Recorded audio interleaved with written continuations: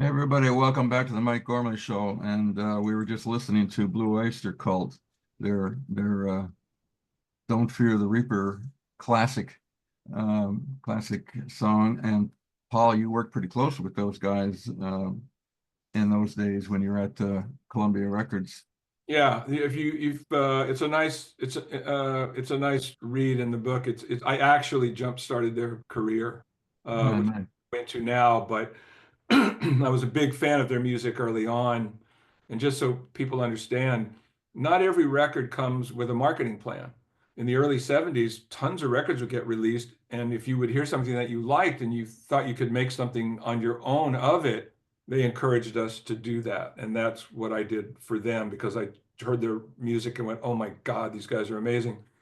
And you can read about, what happened, but there was a big weekend where the whole thing exploded for them. And they've been friends for life. But I did want to, I did just want to return to the guitar thing. yeah, we were talking about that. Not Go the ahead. guitar stuff, but with my Rickenbacker and Elvis. But I just wanted to tell you a very sweet story because we were talking earlier about the Rolling Stones, and when I met Keith twice, and you read about it. The first time he was pretty out of it. It was the New Barbarians tour in '78. It was a band that Ron Wood put together to promote his solo album. So that was sort of a very druggy tour, which was fun, but it was pretty insane. But I re-met him when Columbia signed the Rolling Stones, and they were shooting a video, and I walked in, and he's there now. He's a big hero of mine.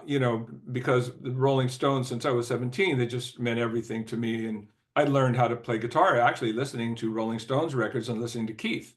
And we didn't have YouTube then, right? So it's a tone arm you're dropping on an album, going, what is that guy doing? How does he do this? And you're trying to learn, as a kid. So anyway, so I got to meet him, and I said to him, look, I said, Keith, I'm going to gush on you for about 30 seconds, and then I'll be good to go. I mean, I'm a professional, record guy. I'm your promotion guy. And I said, but you need to understand some things. And he stopped me. He goes, wait a second. Don't I know you? Didn't we meet? I said, well, we met on the New Barbarians tour. And he was like, oh my God, I was so bad on that tour. I'm so sorry. He said, I offended so many people. Did I do anything to offend you?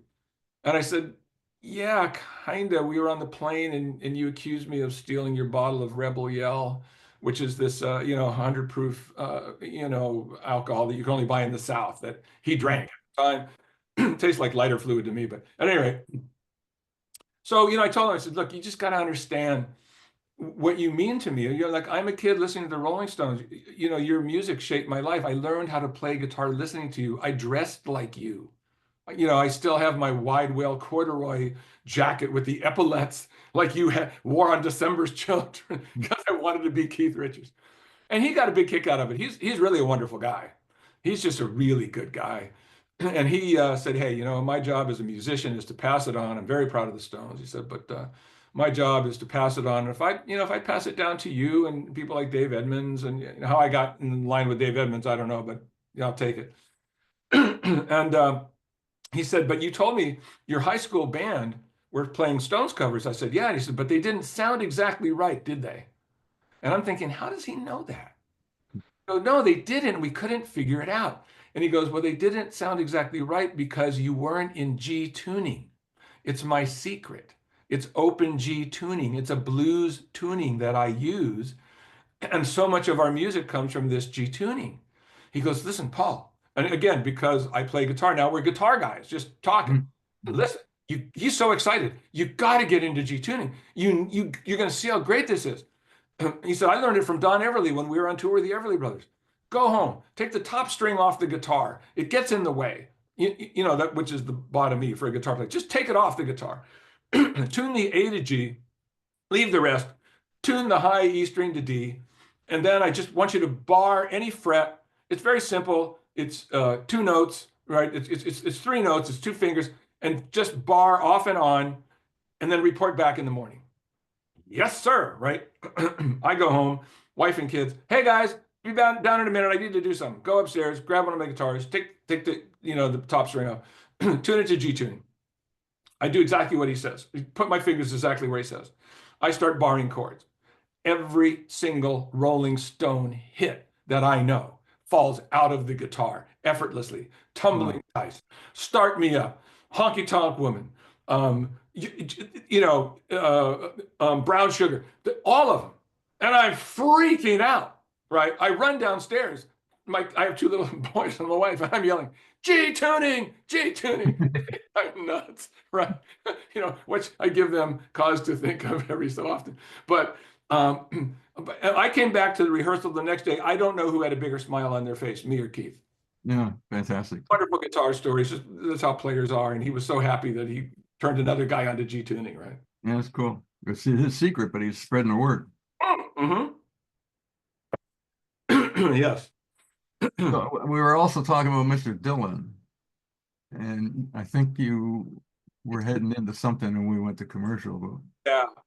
He, look, this guy, he doesn't like the mantle, right? But he changed a generation. He was the leader of a generation. Because sometimes the times make the man. Now, of course, Bob's Bob. He writes. Nobody writes songs as amazing as Bob Dylan. For anybody who's listening, if you're not a Bob Dylan fan and you don't get it, just look up a song called Hurricane, about Hurricane Carter. Just read the lyrics and then listen to the song and listen to the poetry and listen to what he's saying about this person. That's, and then go get Blood on the Tracks and listen to that all the way through and then go from there. But he meant so much to my generation because, there's a war raging, there's civil rights, there's women's rights, and Bob is in the middle of this. He's in the middle of the protest movement. I learned how to play folk guitar because I'd heard Bob Dylan and went, oh, I need to do this. Like, this matters. This guitar messages can come out of it, right? Mm-hmm. So when I got to work with Bob, that was a really, really big deal. And again, Mike, Bob told me himself, he said, Paul, the problem with me is when people meet me, they think they're meeting the lyrics, right? And he goes, I know how heavy the songs are. I wrote them. But the lyrics, the songs are the songs, and I'm me. And we're 2 different entities. Mm-hmm. And I had to learn that lesson because you can't help it. If you meet Bob Dylan and all these songs are in your head, and all the albums are in your head, and how many times have I listened to this music? You can't help it because you'll be talking to Bob Dylan and you're looking at him and I'm, talking about the business and everything, what we have to talk about. And then all of a sudden, you shake your head and go, geez, it's Bob Dylan. You can't help it. At least I couldn't help it. And I don't think most people can help it. But after a while, I meet him, and after about 5 meetings, I settle down and we have a normal relationship. And it's really a wonderful relationship that I cherish. Some days he would come in and we just wouldn't even talk about music. We just talk about kids, right? And we just, how is it being a dad, raising kids? Sometimes we'd be out to dinner and I'd say, look, I got to talk to you about making a video. And he went, no, I got to tell you about these Russian poets. I just came back from Russia. They gave me this great award for being a poet. He was so excited. There's all these great Russian poets. You need to read them. I'm like, yeah, but Bob, we have to talk about your video. No, we'll talk about that later. We got to talk about Russian poets. So he was quite a character. And he's, I helped him through some tough times, as you read in the book. There was some things that he was going through, and I was able to help him. And it really mattered to me. It should really matter to me to be able to help somebody along that had changed my life, had given me a whole new outlook on how to approach the world as a young man. That was a big deal for me. Yeah, I'm sure it was. Help him. That was What's crossing my mind is that you go out somewhere, you're with Dylan, you're with Springsteen at different stages of their careers and lives, and on stage with Pink Floyd, etc. What's it like going back into the office on Monday morning after those heights? Is it how do you focus? Well, Monday for promotion guys is always a pretty heavy day anyway, but that's a very heavy day. Look, if you're a professional, you have times when you can tell stories and have a drink with somebody at dinner, but when it's work time, boy, it's people need to know at Columbia Records, okay, you want to talk about pressure? At Columbia records can't stop at number 2. They have to go to number 1. And there's a lot of ways that gets accomplished. And you finesse the charts in certain ways, the way reports are done. You can do it all above board. It doesn't have to be payola or any of that kind of stuff, but it takes an effort to understand how the charts, are constructed and who reports and when to kick a record in radio and ask for heavy rotation for a certain week because you're at number 2, and to get to number 1 you just need to just get over a hump, and you have to call all your friends in radio, go, just this 1 week, do me a favor, just jam this thing in heavy rotation. And if you're working many albums like I was, Columbia's a big label. I'm working 8 out, sometimes 10 all at once, and my job is to keep them going up the charts. So I have to have a battle plan, right? This is like a plan. I need 10 new additions at radio stations each week. I need upward movements, upward rotation movements. I have to keep track of these 8 or 10 albums to make sure they're all remaining alive, because God forbid if one falls backwards on the charts, the radio drops the record, then they think, oh, it's over. So there's no time to, relax and go, God, I just played with Pink Floyd, or geez, I was just hanging out with Bob Dylan. This is, if you want to be the best, I wanted to be the best, Mike. I wanted to be the best rock promotion man ever. That I made it a goal for me, right? And you achieved it to a great degree. I thank you. It's hard for me to say that, so I appreciate you. So it's a work ethic, and you need to have a plan for each album, and you got to make sure, like, you're working the week before to accomplish this, but Monday and Tuesday are the biggest, most important days, because Tuesday is the day that radio reports to the trades. These are our upward rotations. These are the new records we're adding. And all these plans have to take place. They have to come together on that Monday or Tuesday for every album. And some I'm trying to get from the 30s to the 20s, and some to the 15s, and oh my God, somebody's top 5, and I got to get them to number 1. And it's a lot of brain power, a lot of figuring out, has a lot to do with math.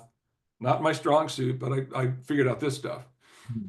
So there's no time. But while you're doing that, you got to be watching the people you're up against, the opponents, if you will. You got to watch what they're doing and what those records are doing. Exactly, because they are, we're competitors, and I know that those guys and women, women promotion people are trying just as hard as me. We used to actually have, my biggest competitor was Atlantic Records, a guy named Danny Bush. The Warner Brothers guys, not so much. They were like a big party, but Danny Bush was like me, like he was after it. And we would release records at the same time, and we would race for most added in a week. A new album's coming out. Who's gonna get the most ads, me or Danny Bush, right? And it could be an Atlantic Records. They had a lot of big rock acts. Excuse me. So we would race, right? And I'm sure he won't mind when I say this, but oftentimes I would win. Sure. But he was such a competitor, and I respected him so much that if I beat him on a week, I would send him a bottle of Dom Perignon, just like a World War I ace, a flying ace. You shot somebody down and you salute, as the big respect, you salute as they're going down. And I would send him a bottle of Dom Perignon. Great race this week, Danny. Great job, great. Because if I won, it was only by 1 or 2 ads. I mean, it was this close. Neck and neck. Be that close. Yeah.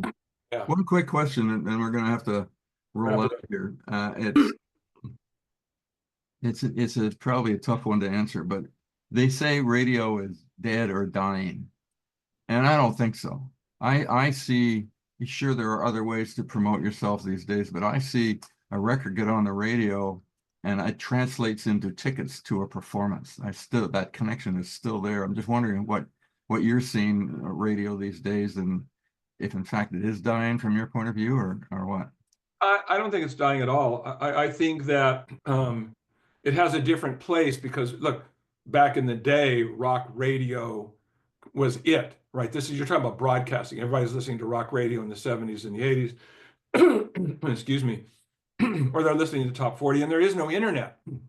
There's no streaming. There's no other choices. Right. Now there's more choices.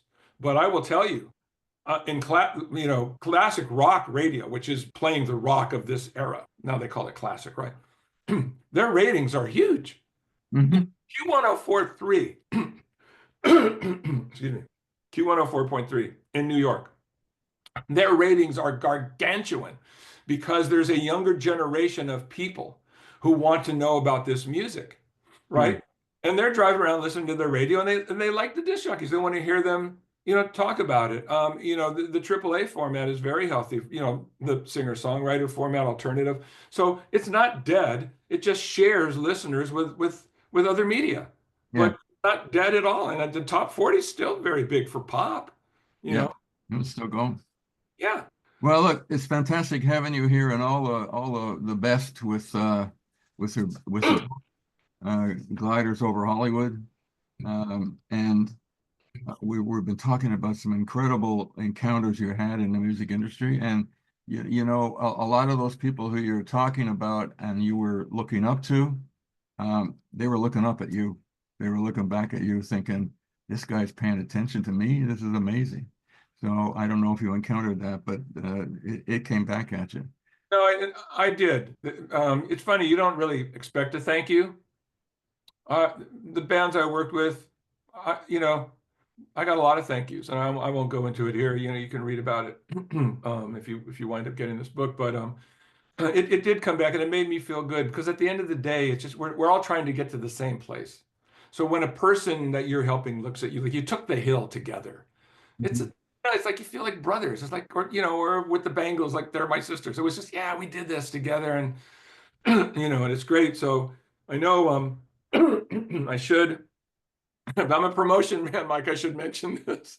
I'm actually, for anybody who's in LA, on April the 10th, it's a Thursday night at 7 p.m. I'm going to be at a great bookstore called Book Soup, and I'm going to be there with an old friend of mine who's a legendary rock DJ, Cynthia Fox.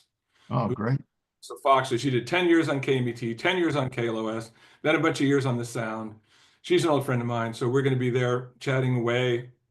There'll be some other industry luminaries that are going to show up. So that's Book Soup on April the 10th at Well, 7. Yeah. Good chance I'll see you there.